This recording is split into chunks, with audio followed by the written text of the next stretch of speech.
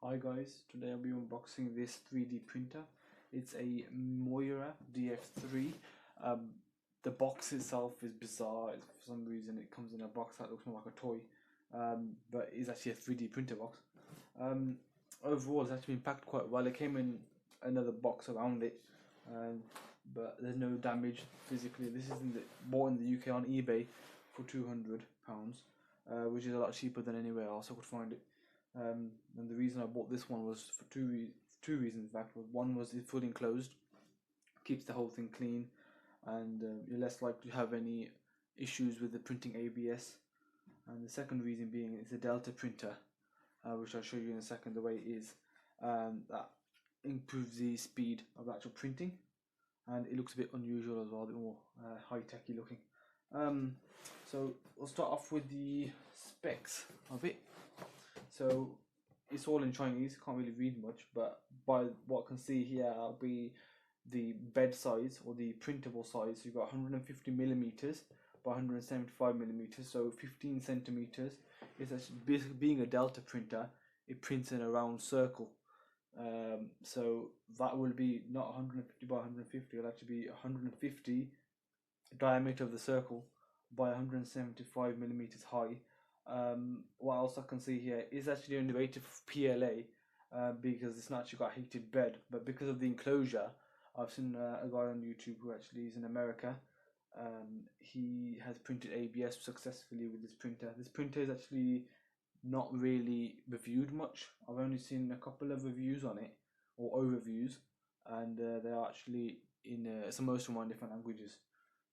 It's either quite a new printer, or it's either not a popular printer, but by what I can see, it should be more popular based on the print as well it's making. I would say that's about the weight of the unit.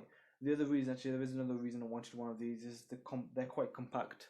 They don't take much desk space up, as you'll see in just a moment, and they actually still end up printing the same kind of things. So it ends up actually being a lot better for me, because being in the UK, we don't have the biggest houses. So we start off with let's see what's in the top. So get what looks to be an SD card reader with it. It says 512 gigabytes, and it says something else on it, but I'm not quite sure. That means actually a capacity of up to 512 gigabytes. Warranty card, which is often it's going to be useless, really, isn't it? Because it's coming from China and they're not going to have a warranty. USB cable, which is of the mini USB, or I think it's type B. Plug. Power supply.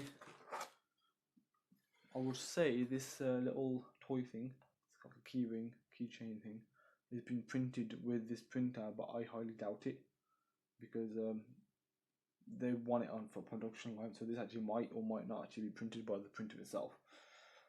But I guess it's an example of what you can print with these. You've got the power supply, which is rated to 2.5 amps. So that's a 24 volt power supply running up to 4 amps.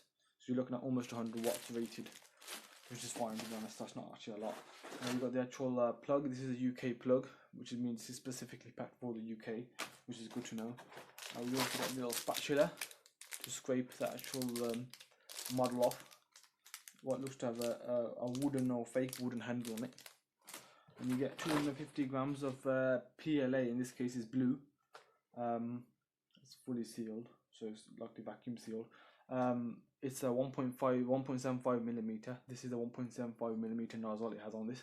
So yeah, at least they give you that. One other thing actually to bear in mind: this printer has a maximum capacity, if it's not modded, of course, of 0.25 kilograms of reel.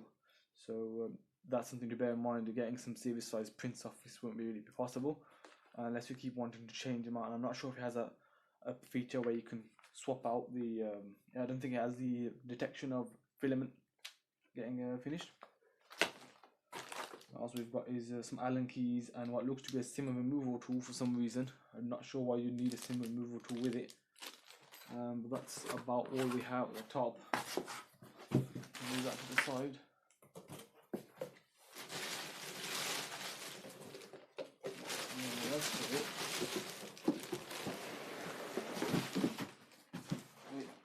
actual printer itself. So as you can see, it actually does look. The green was the only one in stock in the UK. Unfortunately, I'm not a big fan of the green, but it still looks pretty smart for being a 3D printer. It's got the enclosure all the way around it. I'll just put it up with the camera. You've got the power in, a power switch, a micro SD card reader, which has got a micro SD already in it, and the USB. That looks to be a pin for a reset right in the middle. I'm not sure the camera can pick that up. It's like a reset pin in the middle of that, so I guess it's a case of a failure or something. I actually need a reset pin for it. But yeah, you've got some nice clear polycarbonate. It looks to be riveted, so I guess that's not coming off. On all of the sides, yeah, it doesn't seem to want to come off. So yeah, I'd say it's either riveted or it's got a threaded piece on the inside where you can take the nut off. It's got a nice little actually badging on the handle saying MOIRA, and these are the buttons to actually control what's going on. As far as I know, I will actually be having a more closer inspection later. It's all packed inside. Being a Delta printer, you can see the rods effectively, actually the armatures that control the actual printer's head. You've got 3 motors like in a normal printer, whereas in a normal printer you'd go to the side in a different axis, up and down to the side and forward and back. This controls it via 3 separate actuators which move these rods. Wherever the rod moves, the head will actually go that way and then actually do that. Now the belts are all actually quite nicely fastened, so they don't move around, and this has got quite foam, like a lot of foam actually here as well. So I'll just have I'll start taking them out and I'll show you a bit more inside it.